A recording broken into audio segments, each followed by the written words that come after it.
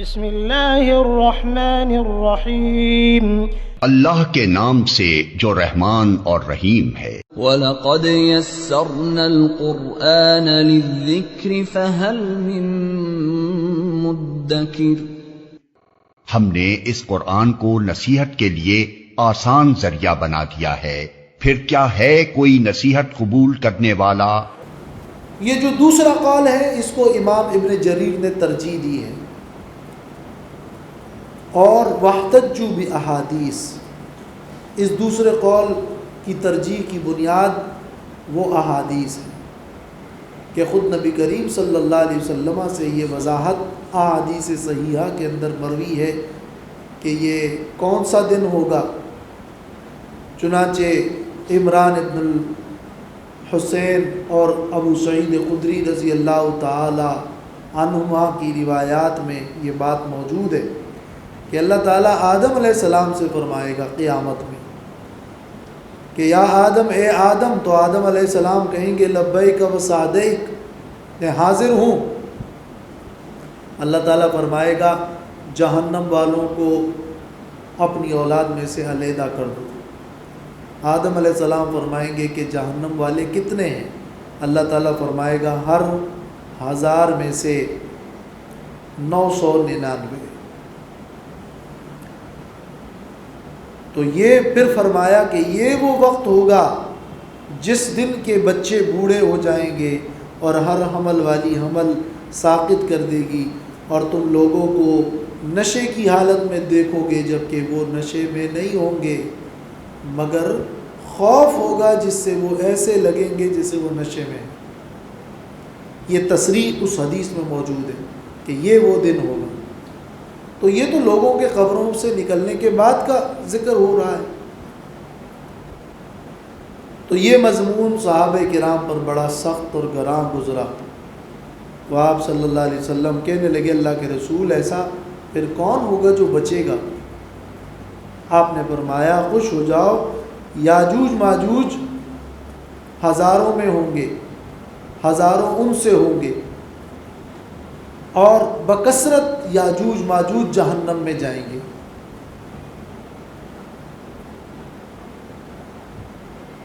اور بعض روایات میں یہ ہے کہ رسول اللہ صلی اللہ علیہ وسلم نے یہ فرمایا کہ مجھے امید ہے کہ تم اہل جنت کے 1/4 ہوں گے۔ صحابہ نے تکبیر کہی خوشی سے، پھر فرمایا آپ نے اور امید ہے کہ شاید تم 1/3 ہو۔ پھر فرمایا، پھر صحابہ نے تکبیر کہی، پھر فرمایا مجھے امید ہے کہ تم نصف ہو۔ پھر صحابہ نے خوشی سے اللہ اکبر کہا۔ تو اس قسم کی روایات ابن کثیر نے یہاں 7 حدیثیں نقل کی ہیں، 7، اور فرمایا ہے کہ امام ابن جریر نے ان احادیث کی بنا پر اس قول کو ترجیح دی ہے کہ یہ معاملہ جو پیش آئے گا یہ قبروں سے اٹھنے کے بعد پیش آئے گا۔ اگرچہ ظاہری کلام میں حقیقی معنوں میں مناسبت کی بنا پر تو وہ نفخۃ الفزع والا زلزلہ مراد ہے، لیکن ان احادیث کی بنا پر ترجیح اس کو حاصل ہے کہ یہ قبروں سے بیدار ہونے کے بعد اس کیفیت کا تذکرہ جو یہ آگے یوم تزحلو سے کیا جا رہا ہے، وہ احادیث کی بنا پر یہ لوگوں کے قبروں سے بیدار نکلنے کے بعد کا تذکرہ ہے۔ اور ان دونوں میں کوئی ٹکراؤ نہیں ہے، ہوں گے تو یہ دونوں ہی، زلزلہ ابتدائی بھی ہوگا اور آخری والا بھی ہوگا، اور دونوں ہی معاملات پیش آئیں گے۔ صرف یہ کہ اس آیت میں کون سا مراد ہے، تو یہ 2 نقطہ نظر ہے، اور ان دونوں میں کوئی ٹکراؤ اور تضاد تو ہے نہیں، یہ دونوں معاملات پیش آئیں گے۔ آیت ایسی جامع ہے کہ دونوں مراد ہیں، اور دونوں ہی اس میں مراد ہو سکتے ہیں۔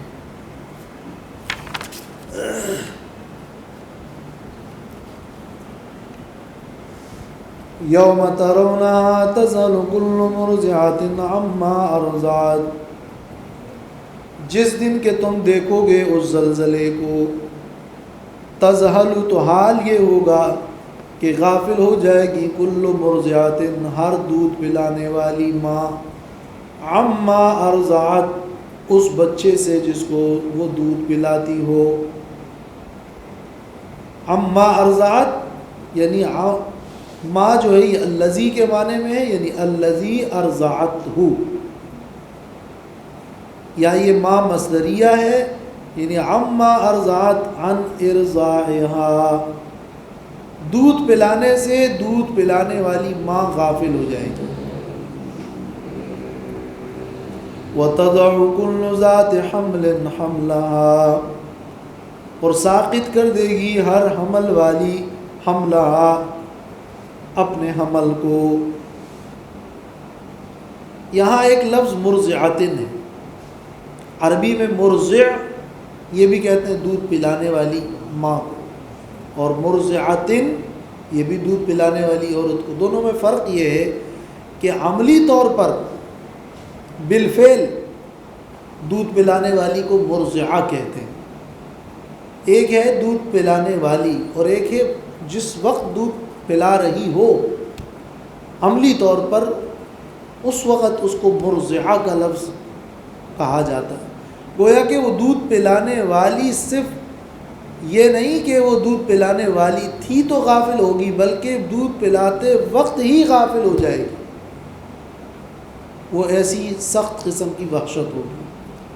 اور ذات حملن کے لفظ میں بھی ایک عموم ہے کہ چاہے وہ حمل کتنا ہی ہو اور جتنی مدت کا بھی ہو، لیکن وہ گرا دے گی۔ وَتَرَى النَّاسَ سُكَارَىٰ وَمَا هُمْ بِسُكَارَىٰ،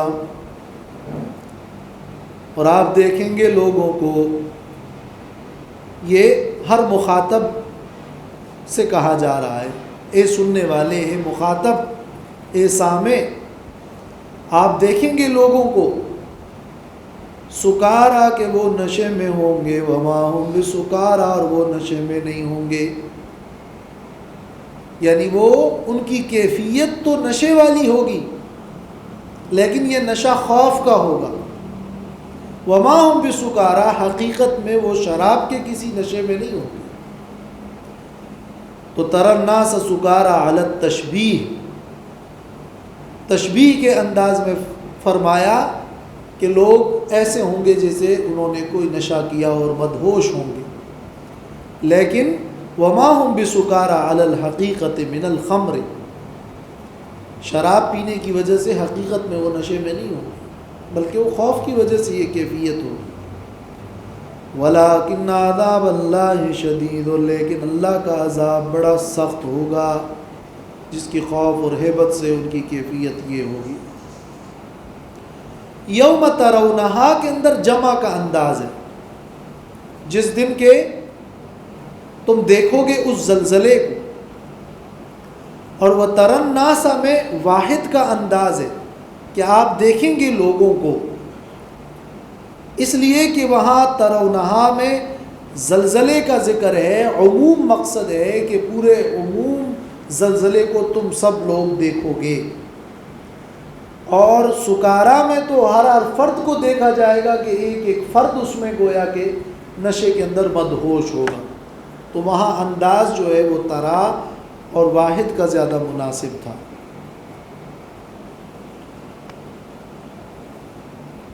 تفسیر ماجدی میں ہے کہ اللہ تعالیٰ نے تو سختی کے ساتھ جہنم کو قیامت کے زلزلے سے ڈرایا ہے اور اس کو ایک ہیبت ناک چیز قرار دیا ہے، مگر شاعر اپنی شاعری میں اور نثر نگار اپنی نثر میں قیامت کے اوپر تفریحی ڈرامے بناتے ہیں اور طرح طرح کی ایسی باتیں کر جاتے ہیں گویا کہ وہ قیامت جو ہے وہ کوئی ایک خیال ہے، حالانکہ اللہ تعالیٰ نے فرمایا کہ لوگوں کو قیامت کے اس دن اور اس کی سختی سے ڈرنا چاہیے۔ تو ان اعتراضات کی تردید کی ہے کہ جو لوگ سمجھتے ہیں کہ قیامت کیسے قائم ہوگا اور یہ دنیا کا نظام تو گویا از خود چل رہا ہے، آگے بھی عقلی دلائل سے ان کی تردید بیان ہو رہی ہے، اور ساتھ میں اللہ کی ذات اور اللہ کی قدرت اور اللہ کی صفات میں مجادلہ کرنے والوں کے لیے زجر اور وعید ہے۔ چنانچہ فرمایا وَمِنَ النَّاسِ مَن يُجَادِلُ فِي اللَّهِ بِغَيْرِ عِلْمٍ وَيَتَّبِعُ كُلَّ شَيْطَانٍ مَرِيدٍ، اور بعض لوگوں میں سے وہ ہیں جو جھگڑتے ہیں اللہ کی ذات کے بارے میں، اللہ کی قدرت و صفات میں۔ فی اللہ، اللہ کی ذات کے اور اللہ کی وجود سے متعلق جھگڑا تو کم لوگ کرتے ہیں، اللہ کی صفات اور اللہ کی قدرتوں سے متعلق مجادلین اور جھگڑا کرنے والے زیادہ ہیں۔ مفسرین فرماتے ہیں کہ اس سے مراد نضر ابن حارث ہے، اور بعض نے ابو جہل اور بعض نے ابی ابن خلف اور دوسرے نام لیے ہیں، کہ جو کہتے تھے کہ فرشتے اللہ کی بیٹیاں ہیں، جو کہتے تھے کہ قرآن تو پچھلے لوگوں کی کہانیاں ہیں، جو کہتے تھے کہ قیامت کا وقوع ناممکن ہے، کہ ہم مٹی ہو جائیں گے پھر زندہ ہوں گے، یہ کیسے ہوگا۔ ان لوگوں کے بارے میں اللہ نے فرمایا جو بغیر علم و دلیل کے اللہ تعالیٰ کی قدرت سے ناشنا ہو کر اور اللہ کی صفات کے منکر بن کر اور اللہ تعالیٰ کی عظمت کو نہ جان کر اس قسم کے جھگڑے جو لوگ کرتے ہیں اور پھر شیطان کی پیروی کرتے ہیں اور شیطان کے وساوس میں آ کر اور اپنے رؤسائے کفار کی باتوں کی پیروی کرتے ہیں، تو وَمِنَ النَّاسِ بعض لوگوں میں وہ ہے مَن یُجادِلُ فِی اللہ، جو جھگڑتے ہیں اللہ کے بارے میں۔ یجادل جدال سے ہے، یہ جو جدال کا لفظ ہے یہ عربی میں جدلۃ الحبل، رسی بٹنے کو جدل کہا جاتا ہے۔ کوئی شخص کسی سے بات کرتے ہوئے اپنی بات کو مضبوط کرنا چاہتا ہے، اس کے لیے وہ لڑتا ہے، اس کو کہتے ہیں جدال۔ الزامی دلائل دے کر اپنی رائے کی طرف کسی کو پھیرنا، یہ جدال ہوتا ہے۔ یہ جدال کسی حق کے لیے اور حق بات میں اور سنجیدہ نوعیت میں مباحثہ کرنا مستحسن ہے۔ اللہ تعالیٰ نے فرمایا وَجَادِلْهُمْ بِالَّتِي هِيَ أَحْسَنُ، لیکن یہاں مراد جدال سے وہ جدال ہے جو بغیر علم، بغیر دلیل کے ہو، بغیر علم کے ہو، محض شبہات پیدا کیے جا رہے ہیں۔ اس لیے امام راضی نے تفسیر کبیر میں لکھا ہے بغیر علم کی تشریح میں کہ تخصیص المجادلۃ مع عدم العلم بالدلائل يدل على ان المجادلۃ مع العلم جائزۃ۔ بغیر علم کے مجادلے کا مطلب یہ ہے کہ علم کے ساتھ اگر آپ کسی سے بحث کر کے اپنی رائے کو مضبوط کرنے کی کوشش کرتے ہیں تو یہ جائز ہے، یہ ثابت ہے، اس لیے کہ اس میں مقصد تو کسی اچھے طریقے پر دوسروں کو سمجھانا ہوتا ہے۔ یہاں کج بحثی مراد ہے جو کہ قرآن میں جا بجا اور صورت مومن میں اس جدال کو سے منع کیا گیا ہے، بلکہ حدیث پاک میں ہے کہ جدال فی القرآن کفر، قرآن میں جدال اور جھگڑا کفر ہے، یعنی قرآن میں اس طرح کے شکوک و شبہات پیدا کرنے کی کوشش کرنا یہ کفر کی بات ہے۔ تو چاہیے تو یہ تھا کہ قیامت کے زلزلے کی فکر کرتے، مگر وہ مجادلہ کر رہے ہیں، وہ بحثیں کر رہے ہیں۔ وَيَتَّبِعُ كُلَّ شَيْطَانٍ مَرِيدٍ، مرید کا لفظ جو ہے یہ مرد سے ہے، مرد کا معنی ہوتا ہے خالی، اس لیے امرد بھی اس کو کہتے ہیں جو بغیر داڑھی والا ہو، اس کو امرد کہتے ہیں۔ تو یہاں مراد مرید سے یعنی خیر سے بالکل خالی اور سرکش۔ کتب علیہ انہ من تولاہ فانہ یضلہ ویہدیہ الی عذاب السعیر، وہ شیطان کی بات مانتا ہے، حالانکہ کتب علیہ لکھا گیا ہے اس شیطان کے بارے میں، فیصلہ کیا گیا ہے، کتبہ قضیہ، تفسیر زاد المسیر وغیرہ میں مدارک، فیصلہ کیا گیا ہے اس شیطان کے بارے میں۔ ابن کثیر میں ہے یہ کتابت تقدیر کی کتابت ہے، تقدیر میں یہ بات لکھ دی گئی ہے اور یہ اللہ کا فیصلہ ہے جو کر دیا گیا ہے شیطان سے متعلق۔ علیہ کا جو مرجع ہے وہ شیطان، اگرچہ وہ من بھی بن سکتا ہے، من الناس من یجادل، شیطان کا لفظ زیادہ قریب ہے شیطان کے بارے میں۔ انہ من تولاہ کہ جو کوئی شیطان کو دوست بنائے گا، یعنی اس کی تابعداری کرے گا اور اس کی تقلید کرے گا، ابن کثیر میں اس سے تعلق رکھے گا یا ان مجادلین سے اپنا تعلق اور اپنی دوستی رکھے گا، تو فَأَنَّهُ شان یہ ہے کہ یُضِلُّهُ وہ شیطان اس کو گمراہ کر دے گا، وَيَهْدِيهِ إِلَىٰ عَذَابِ السَّعِيرِ اور اسے بھڑکتی آگ کے عذاب کی طرف لے جائے گا۔ یہدیہ یعنی اس کی رہنمائی ادھر کی کرے گا۔ چاہیے تو یہ تھا کہ مجادلین سے، شیطان سے دوستی اور تعلق ہی نہ ہو، ان کی اتباع اور پیروی نہ ہو، لیکن وہ ان کی پیروی کرنے والے لوگ جو ان مجادلین کی باتوں میں آ کر ان کی پیروی کریں گے تو وہ تو انہیں جہنم میں لے کے چلے گے۔ اس قیامت کی بات میں کسی قسم کا تمہیں جھگڑا نہیں کرنا چاہیے۔ چنانچہ پھر اسی مقصد کے لیے آگے عقلی دلائل بیان کیے جا رہے ہیں کہ بعض بعد الموت کو تم کیوں نہیں مانتے ہو، کیا سبب ہے تمہارے انکار کا؟ کیا تمہارے انکار کا جو سبب ہے وہ یہ ہے کہ تمہیں یہ مشکل معلوم ہوتا ہے؟ تو آؤ تمہیں اس دنیا کے اندر دو نمونے اس کے دکھاتا ہوں، دوبارہ زندگی کیسے ہوگی اور یہ کیوں کر ممکن ہے، اس کے لیے دو دلائل اور دو نمونے پیش کیے جا رہے ہیں۔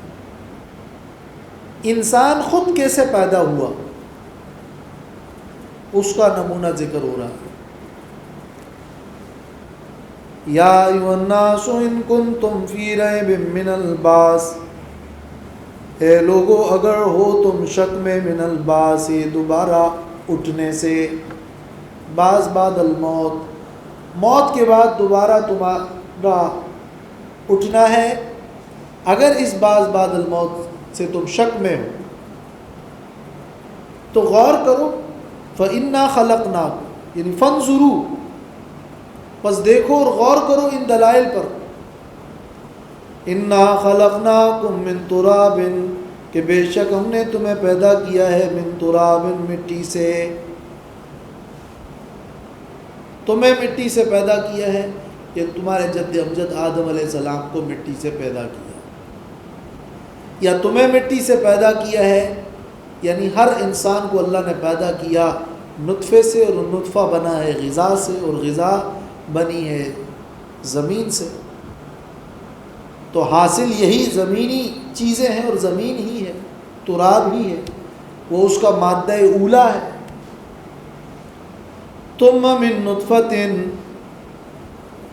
پھر نطفے سے، پھر اس کا جو دوسرا مادہ ہے مادہ ثانیہ وہ نطفہ ہے۔ تمہارا آغاز تو ہوا ہے مٹی سے تمہارے جد امجد کا، یا خود تمہارا ہی نطفے سے پہلے مادہ اولا وہ تو تراب اور مٹی ہے، اور اس کے بعد ہر انسان کی پیدائش وہ من نطفۃ نطفے سے ہوئی ہے، جیسے صورت سجدہ میں ہے وَبَدَأَ خَلْقَ الْإِنسَانِ مِن طِينٍ ثُمَّ جَعَلَ نَسْلَهُ مِن سُلَالَةٍ مِّن مَّاءٍ مَّهِينٍ۔ انسان کی پیدائش اور خلقت کی ابتدا تو مٹی سے ہوئی ہے، بعد میں نسل پیدا ہوئی ہے نطفے سے۔ ثم من علقة پھر علقہ خون کے لوتڑے سے، ثم من مضغة پھر گوشت کی بوٹی سے۔ علقہ جب اس میں غلظت پیدا ہو اور سرخی پیدا ہو اس خون کے اندر تو اس کو خون کا وہ جو لوتڑا ہے اس کو کہتے ہیں علقہ۔ اور یہ علقہ کا جو لفظ ہے عربی میں اس میں معلق ہونے کے معنی بھی ہیں اور چپکنے کے معنی بھی ہے۔ اس کنڈیشن میں جو نطفہ ہوتا ہے وہ ایک طرح معلق بھی نظر آتا ہے اور وہ ایک کیڑے کی مانند بھی نظر آتا ہے۔ ثم من مضغۃ پھر گوشت کی ایک بوٹی سے۔ مضغہ اصل میں کہتے ہیں کسی چیز کو جب کوئی چبائے، تو یہ پھر ایک ایسی کنڈیشن ہوتی ہے کہ جس میں وہ نظر ایسے آتا ہے جیسے کسی نے اس کو چبایا ہو، وہ مضغہ۔ مخلقۃ وغیر مخلقہ، مکمل اور نامکمل۔ مخلقۃ کا ایک مطلب ہے یعنی بعض تو وہ بچے ہیں جو پورے اعضاء والے پیدا ہو جاتے ہیں، مکمل اعضاء والے، اور بعض نامکمل ہوتے ہیں، یا یوں کہہ لیں کہ بعض عیبدار ہوتے ہیں، کوئی عیب ان میں ہوتا ہے اور بعض میں عیب نہیں ہوتا۔ یہ پھر ایک اگلا مرحلہ ہے۔ اور اگر اس سے بھی پیچھے جائیں گے تو بعض وہ ہیں کہ جن میں روح ڈالی ہی نہیں جاتی اور وہ محض صرف خونی ہوتا ہے اور سختہ ہوتا ہے، اور بعض وہ ہیں کہ جو پورے ہو جاتے ہیں، یا بعض کی شکل بن جاتی ہے اور بعض بننے نہیں پاتی ہے۔ یہ مخلقہ اور غیر مخلقہ میں مختلف اقوال ہیں۔ تو مخلقۃ ما خلق سویا یا مصورۃ، مکمل یا جو برابر پیدا ہو، لنبین لکم، تاکہ ہم واضح کر دے تم پر اپنی قدرت و حکمت کا کمال۔ یہاں بیان احکام کا بیان کرنا نہیں ہے، بلکہ ہم ان مختلف مراحل میں انسان کو پیدا کرتے ہیں تاکہ تم پر تمہاری حقیقت واضح ہو، تاکہ تم پر بعد الموت کی حقیقت واضح ہو، تاکہ تم پر خود اپنی حقیقت واضح ہو، اور تاکہ تم پر میری قدرت و حکمت واضح ہو۔ یہ سارے ہی مطلب لنبین لکم کے اندر موجود ہیں۔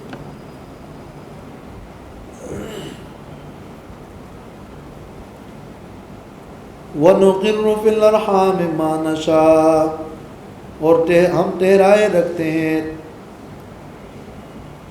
فی الارحام، رحموں میں، رحم مادر میں، ماں کے پیٹوں میں، ما نشاء، جتنی مدت ہم چاہتے ہیں، الی اجل مسمی، ایک وقت مقررہ تک، پھر ہم جتنا چاہتے ہیں تو پیٹ میں رکھتے ہیں، تمہارا اس میں کوئی اختیار نہیں ہوتا، اور یہ اس بچے کی حفاظت کے لیے ضروری بھی ہوتا ہے۔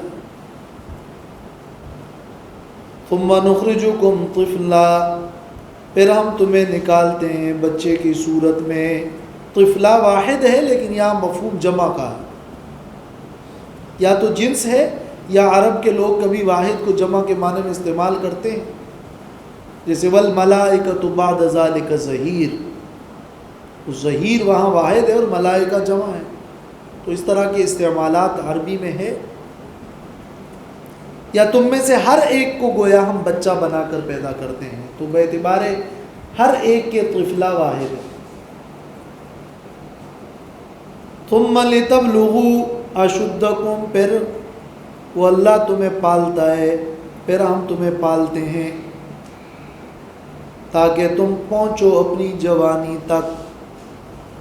لتبلغوا اشدکم سے پہلے نربیکم موجود ہے، محذوف ہے، مقدر ہے، یعنی پھر وہ اللہ تمہیں پالتا ہے، پھر ہم تمہیں پالتے ہیں تاکہ تم اپنی جوانی تک پہنچو۔ وَمِنْكُمْ مَنْ يُتَوَفَّى، اور بعض تم میں سے وہ ہوتے ہیں جو وفات پا جاتے ہیں جوانی سے پہلے پہلے۔ وَمِنْكُمْ مَنْ يُرَدُّ إِلَىٰ أَرْذَلِ الْعُمُرِ، اور بعض تم میں وہ ہوتے ہیں جو لوٹا دیے جاتے ہیں ناکارہ عمر کی طرف، بدترین یا نکمی عمر کی طرف، جس میں پھر سے ذہن اور اعضاء کمزور ہوتے جاتے ہیں، بڑھاپا ہوتا ہے اور بڑھاپے میں بھی زیادہ بڑھاپا، وہ ارذل العمر ہے۔ لِكَيْ لَا يَعْلَمَ مِن بَعْدِ عِلْمٍ شَيْئًا، اس کا اثر یہ ہوتا ہے، یہ لام عاقبت ہے،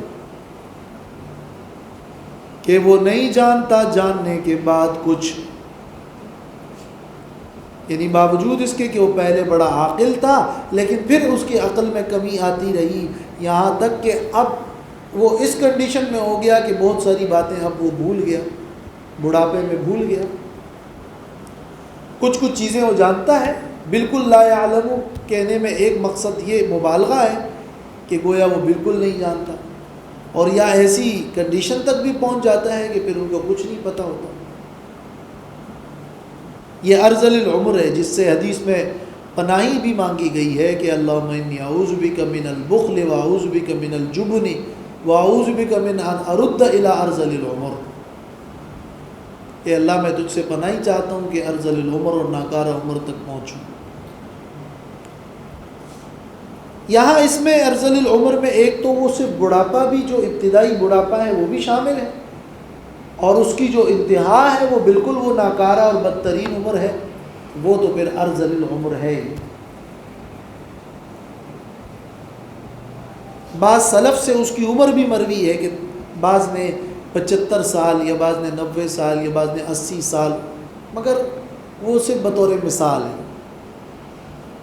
مراد یہ کہ بس پھر ذہنی اور جسمانی کمزوری واقع ہو جاتی ہے۔ اکرمہ سے مروی ہے کہ جو کوئی اللہ کا کلام قرآن پڑھتا ہے ارذل العمر تک اللہ اس کو نہیں پہنچاتا۔ یہ سورہ نحل میں تفسیر زاد المسیر نے نقل کیا ہے، وہاں بھی اس قسم کی آیت ہے۔ یہ اللہ نے انسان کی پیدائش کے یہ مختلف مراحل ذکر کیے، تراب، نطفہ، علقہ، مضغہ، پھر طفل، پھر بعض مر جاتے ہیں اور بعض ارذل العمر تک۔ ان مراحل میں بتانے میں کیا سبق ہے؟ ایک بہت بڑی عقلی استدلال ہے یہ کہ انسان کی پیدائش کس سے ہوتی ہے؟ غذا سے۔ اس غذا کے اندر انسان کا کوئی تخم نہیں ہے، مگر اس غذا سے اللہ نے بچے کو پیدا فرمایا۔ غذا سے خون بن گیا، پھر اس سے بال اور ہڈیاں اور ناخن کا بن جانا، پھر اس غذا کو نطفے میں تبدیل کرنا، پھر مادر رحم میں جو استقرار ہے وہ، پھر نر اور مادہ اور اس کے مختلف مراحل، اور پھر وہ بچہ کب پیدا ہوگا اور کیسے ہوگا اور کب تک رہے گا۔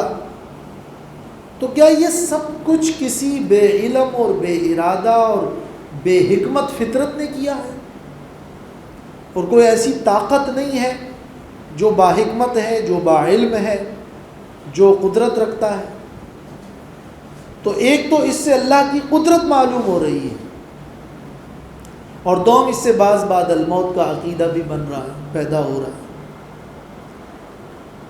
کہ جو اللہ ان غذاؤں سے اور ان بے جان کیمیکل سے نفس انسانی کو پیدا کر رہا ہے، کیا وہ تمہیں دوبارہ پیدا نہیں کر سکتا؟ کیا وہ اس پر قادر نہیں ہے؟ تو تمہیں یہ عجیب کیوں نظر آ رہا ہے جبکہ اس کا تو ایک بہت بڑا نمونہ تمہارے سامنے ہے۔ وَتَرَى الْأَرْضَ حَامِدَةً، یہ دوسری مثال ہے، اور آپ دیکھتے ہیں اے سامع اے مجادل زمین کو۔ یہاں دوسری دلیل زمین کی دی جا رہی ہے۔ انسان کی پیدائش کے مراحل میں تو ہر انسان وہ مراحل، بہت سارے مراحل تو وہ نہیں بھی دیکھ رہا، لیکن زمین کے معاملات میں تو وہ ہر طرح کے مراحل کو سامنے دیکھ رہا ہوتا ہے۔ اس لیے زمین کی اس دلیل کو ذکر کرنے پہ ترا کا لفظ بالخصوص ذکر ہے۔ وَتَرَى الْأَرْضَ، اور آپ دیکھتے ہیں زمین کو، حامدتاً کہ وہ خشک ہے، بنجر زمین، سوکھی پڑی۔ وَإِذَا أَنزَلْنَا عَلَيْهَا الْمَاءَ، پس جب ہم برساتے ہیں اس پر پانی، اہتزت، تو وہ حرکت میں آتی ہے۔ اہتزت مطلب تحرکت، زمین کے مختلف اجزاء جو ہل جاتے ہیں اور زمین میں ایک حرکت پیدا ہوتی ہے، اس کو کہتے ہیں اہتزت، ابھرتی ہے زمین۔ وربت، اور پھول جاتی ہے، وربت مانے ورتفعت وزادت۔ ربا تو زیادتی کو کہتے ہیں نا، ربا، اس لیے تو سود کو ربا کہتے ہیں، تو ربت، اور پھول جاتی ہے۔ وَأَنبَتَتْ مِنْ كُلِّ زَوْجٍ بَهِيجٍ، اور اگاتی ہے ہر طرح کے پودے خوش منظر۔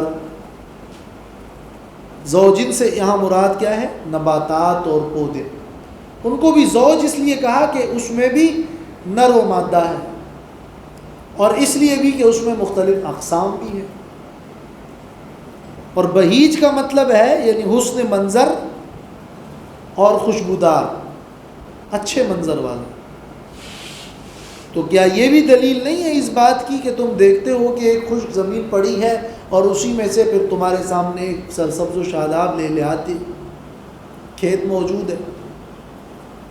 تو اسی طرح تم کو اللہ تعالیٰ دوبارہ پیدا کرے گا، اور اسی طرح تمہارے اندر روح پھر سے ڈالے گا، جیسے آسمان سے بارش کا نزول ہوتا ہے اور نیچے سے ایک سبزہ اگتا ہے، ایسے روح آ کر تمہارے جسم کے اندر داخل ہوگی اور پھر تم اسی طرح تر و تازہ پیدا ہوگی۔